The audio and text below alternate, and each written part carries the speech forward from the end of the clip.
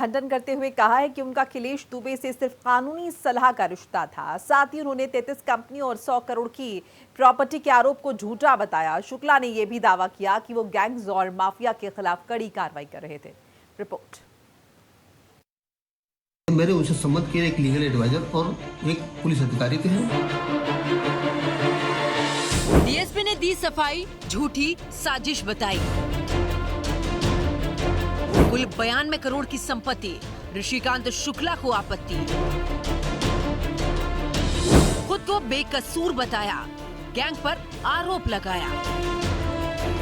मैनपुरी में तैनात डीएसपी ऋषिकांत शुक्ला ने हाल ही में अपने ऊपर लगे आरोपों को नकारा है और उनका खंडन किया।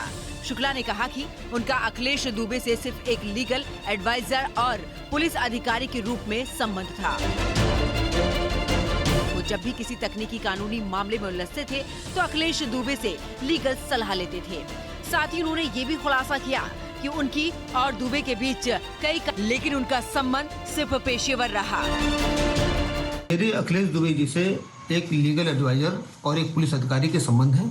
मैं उनसे जब भी कोई टेक्निकल मामला होता था उनसे मैं इस संबंध में कुछ लीगल एडवाइस के लिए जाता था और कानपुर की पोस्टिंग के दौरान मेरे उनसे कई बार बातचीत हुई और लीगल एडवाइस मैंने लिया। मेरे उनसे संबंध किए एक लीगल एडवाइजर और एक पुलिस अधिकारी के हैं।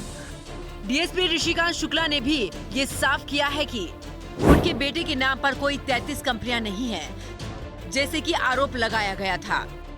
उन्होंने इसे पूरी तरह से झूठ और भ्रामक जानकारी करार दिया। ऋषिकांत शुक्ला की माने तो ऐसा कोई भी कंपनी का स्वामित्व उनके बेटे के नाम पर नहीं है। इसके साथ ही उनके पास आर्य नगर में स्थित 92 करोड़ रुपए की संपत्ति भी नहीं है। इस बारे में उन्होंने बताया कि उनके दोस्त देवेंद्र द्विवेदी को संपत्ति को लेकर जो जानकारी सामने आई है वो भी पूरी तरह से गलत है, क्योंकि देवेंद्र द्विवेदी को भी इस संपत्ति के बारे में कोई जानकारी नहीं है। और एक दूसरा आरोप जो लगाया जा रहा है कि 33 कंपनियां मेरे बेटे के नाम से है, ये सरासर झूठ है। कोई भी ऐसी कंपनी मेरे बेटे के नाम से नहीं है और कोई भी अगर इस तरह बताता है तो ये भ्रामक सूचना है, ये गलत सूचना है। और कुछ प्रॉपर्टी बताया गया कि मेरे पास एक आर नगर में मेरे दोस्त देवेंद्र द्विवेदी हैं, उनके 92 करोड़ की प्रॉपर्टी, 11 दुकानें जो 92 करोड़ की प्रॉपर्टी, ये सरासर गलत है। आज मेरे देवेंद्र दोस्त हैं और मेरे उनसे बात भी हुई थी। ये तो उनको भी जानकारी नहीं है कि उनके नाम से कोई प्रॉपर्टी स्वरूप नगर या आर नगर में है।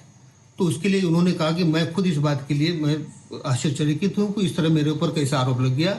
उसके बाद दूसरा एक ये हो रहा है कि मेरे पास 100 करोड़ की प्रॉपर्टी है। मेरा अखिलेश दुबे जी के साथ कोई कंस्ट्रक्शन कंपनी थी, उसमें 100 करोड़ टर्नओवर है। ये सरासर गलत है। इसके अलावा डीएसपी ऋषिकांत शुक्ला ने ये भी सफाई दी कि उनके खिलाफ चल रही साजिश में कुछ आपराधिक गैंग या माफिया शामिल हो सकते हैं।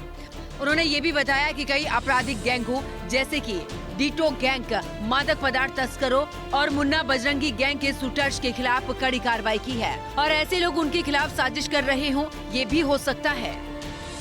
मुझे ऐसा लगता है कि कुछ आपराधिक गैंग, कुछ माफिया गैंग, कुछ ऐसे लोग जो जिनके विरुद्ध मैंने कड़ी कार्रवाई की है, वो लोग हो सकता है कि उनके पैरोकार किसी माध्यम से मेरे खिलाफ साजिश रच रहे हों और उस साजिश का मैं शिकार हो रहा हूँ।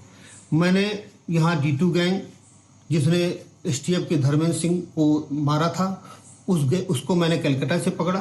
1 लाख रुपए शासन ने उसको रिवार्ड दिया था। उसका एक भाई 2 लाख रुपए रिवार्डेड था, जिसको मैं दिल्ली स्पेशल सेल के साथ मैंने पकड़ा था। इसके अलावा मैंने D2 गैंग को पूरी तरीके से नेस्त नाबूद किया यहाँ से, जो कि 30 दशक से यहाँ पर आतंक फैलाए हुए था। इसके अलावा बहुत से ऐसे मादक पदार्थ तस्कर थे। मुन्ना बजरंगी गैंग के शूटर्स को मैंने इनकाउंटर में मारा, मुठभेड़ में मारा। इसके अलावा बहुत से ऐसे अपराधी थे जो समाज के लिए, कानून के लिए दुश्मन थे। उनके खिलाफ मैंने कड़ी कार्रवाई की।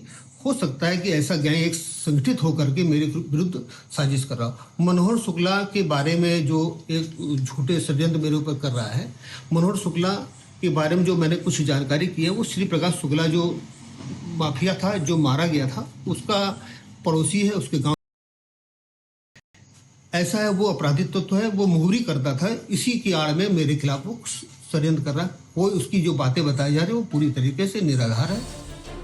सस्पेंड डीएसपी शुक्ला ने अपनी सफाई में ये भी कहा है कि उनके खिलाफ लगाए गए आरोप निराधार हैं और इन आरोपों से पूरी तरह से इनकार करते हुए उनका कहना है कि एसआईटी की जांच में उनके खिलाफ संपत्ति की जांच को लेकर कोई सूचना नहीं दी गई है। उन्होंने कहा कि उनका पूरा विश्वास अपने सीनियर अफसर और सरकार पर है और अगर उन्हें बुलाया जाता है तो वो पूरे तथ्यों के साथ अपनी सफाई देंगे।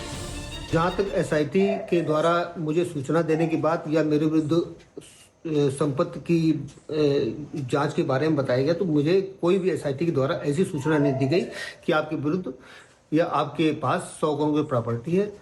और जहाँ तक मेरा पूर्व सीपी श्री अखिल कुमार सर के बारे में या एसआईटी के बारे में यह कहना है कि उनको कुछ लोगों के द्वारा गुमराह किया गया और जिससे उनको गुमराह होकर के उन्होंने मेरे विरुद्ध रिपोर्ट भेजी है। और जहाँ तक मुझे लगता है कि अगर मैं उनको स्पष्टीकरण अपने देता तो वो भी संतुष्ट हो जाते।